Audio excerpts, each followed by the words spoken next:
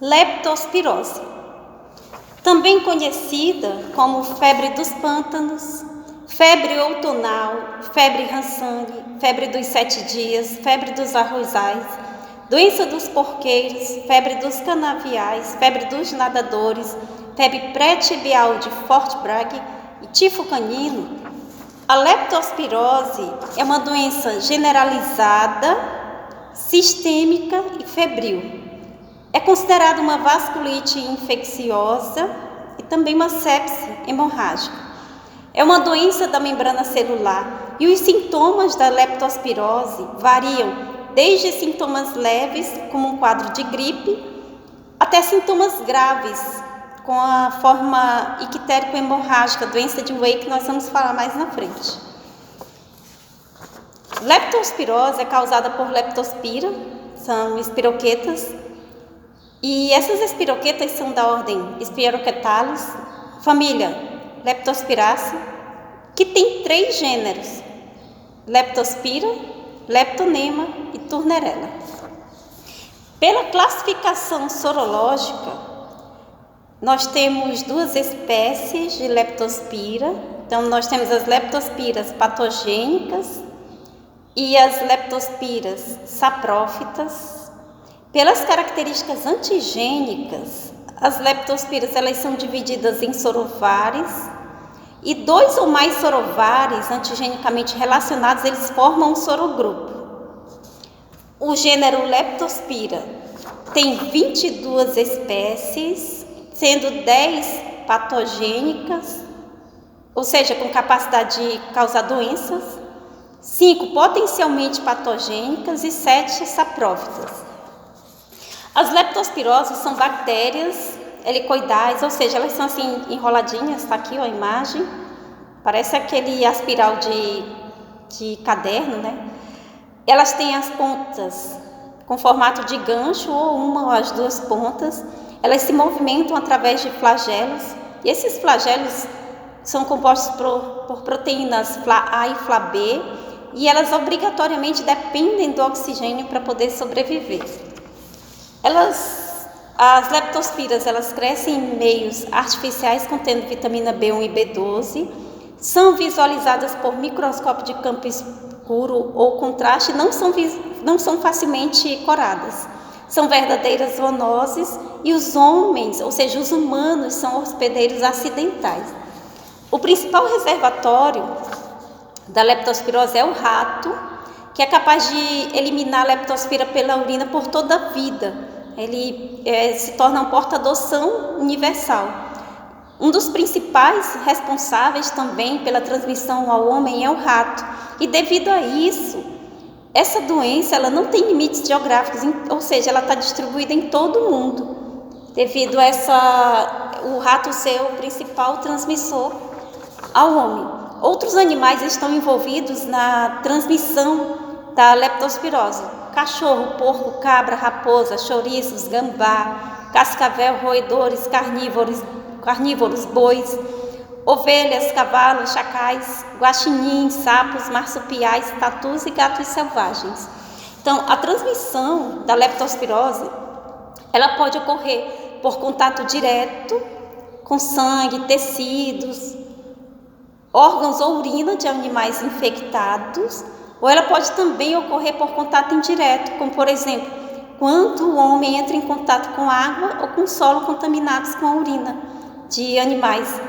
Então, o que acontece é essa doença, a leptospirose, ela também pode ser transmitida por via sexual ou através da amamentação, mas essas 2 últimas formas de transmissão que eu acabei de falar, que são a sexual e através da amamentação, elas são extremamente raras. Então, é mais comum que a pessoa entre em contato com sangue, tecidos e órgãos e urina de animais infectados e se contamine, ou que ela também entre em contato com água ou com chão contaminado com a urina desses animais e acaba se contaminando também.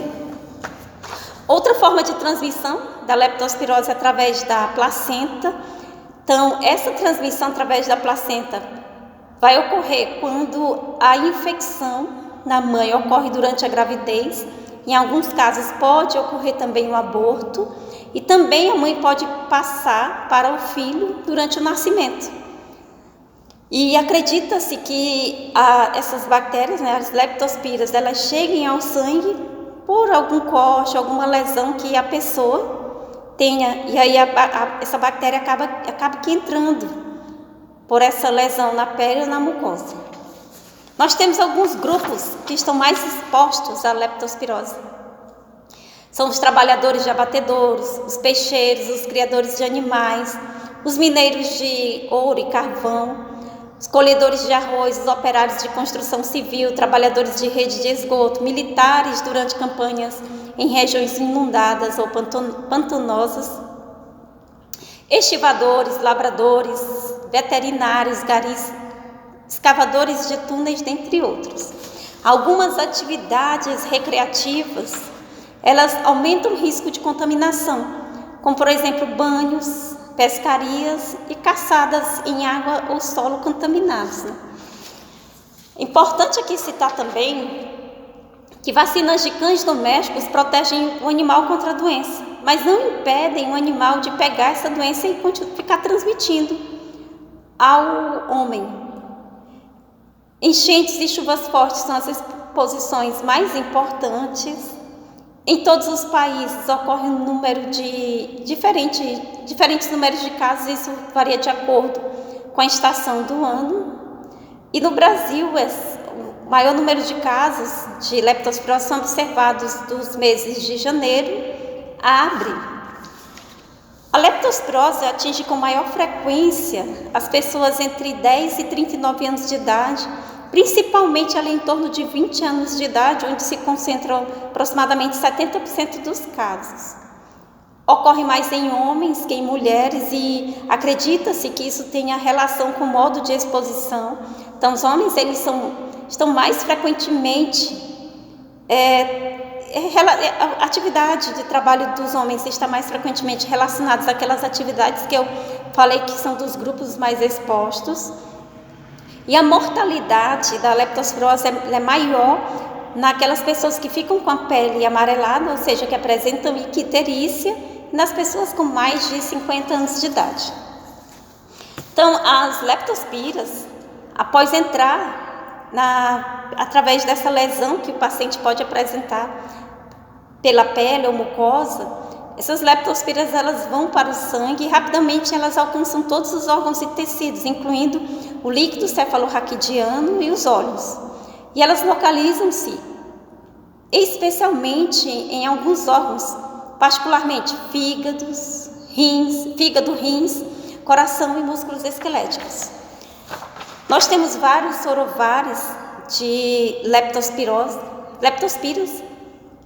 e esses sorovários, eles estão relacionados a alguma apresentação clínica. Então, o sorovário icterohemorrágico, ele está relacionado principalmente à doença de Weyl, que é a forma mais grave da leptospirose. Sorovar pulmonar, ele está relacionado à febre dos porqueiros. Sorovar gripefosa, ele está relacionado à febre dos pântanos, e o sorovar autumnalis, ele está relacionado a eritema pré-tibial. E os diferentes carboidratos da cadeia lateral lipopolissacarídea, eles são responsáveis por essa diferença entre esses vários sorovários, né? Essa diversidade antigênica dos sorovários.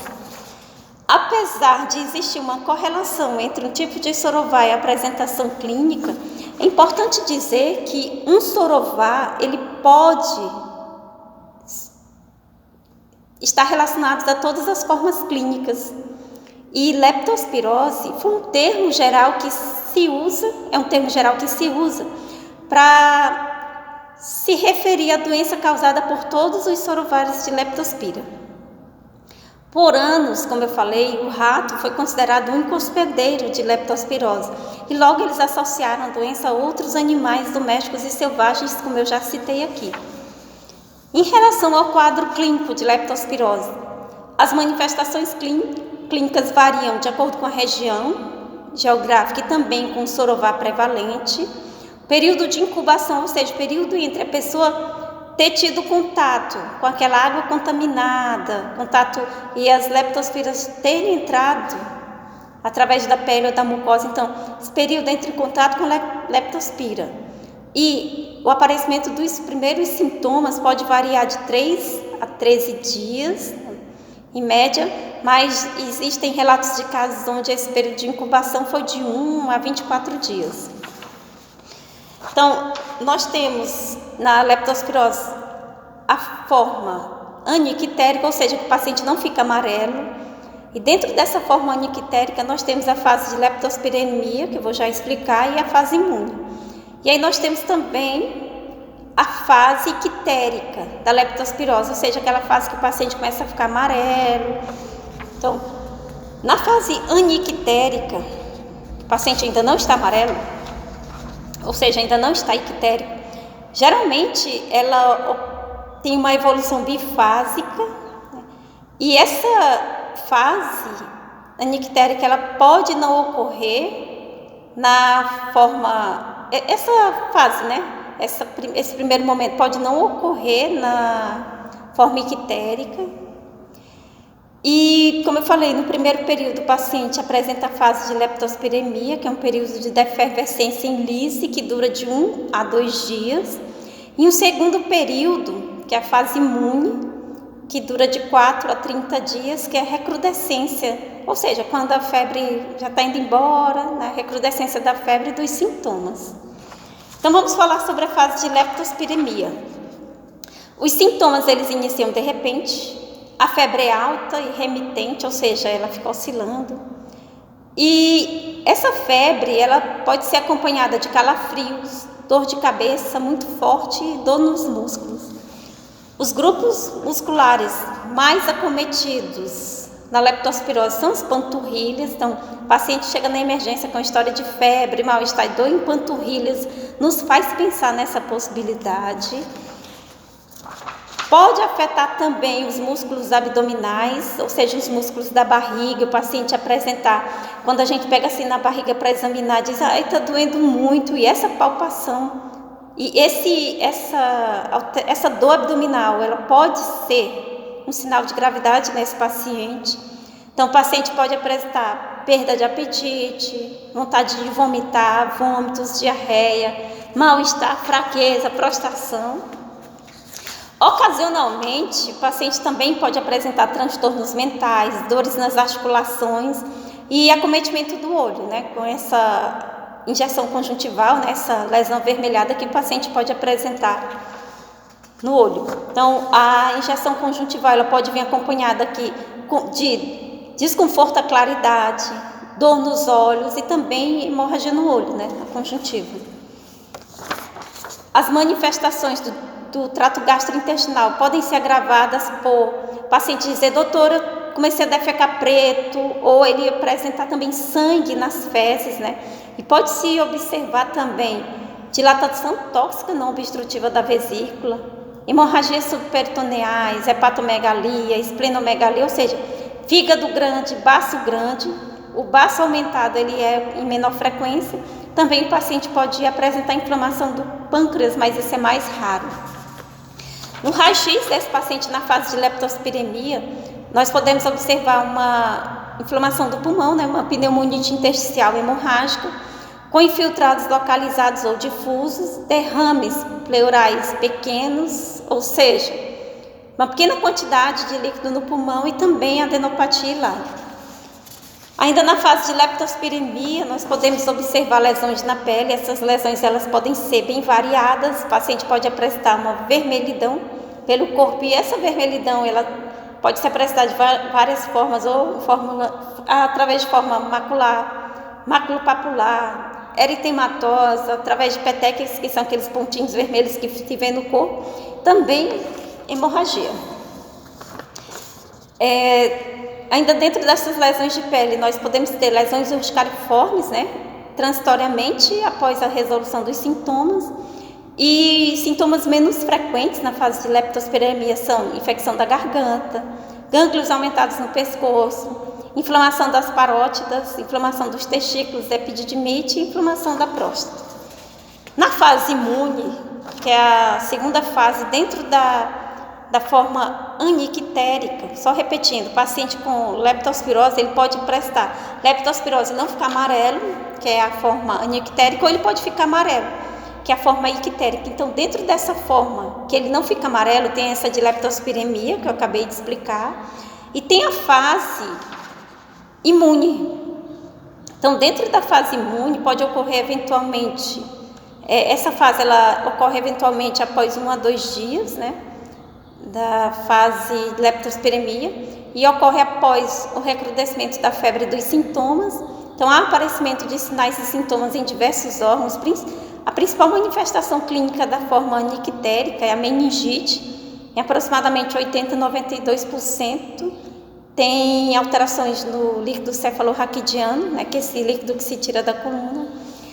São manifestações semelhantes às das meningites virais, então aparecem a segunda semana da doença e desaparece de 1 a 3 semanas após. Outras manifestações neurológicas dessa fase imune são encefalite, paralisias focais, nistagmo, neurite periférica, radiculite, mielite, convulsões, espasticidades, distúrbios visuais de origem central, paralisias de nervos cranianos, síndrome de Guillain-Barré e hemorragia cerebral meninge.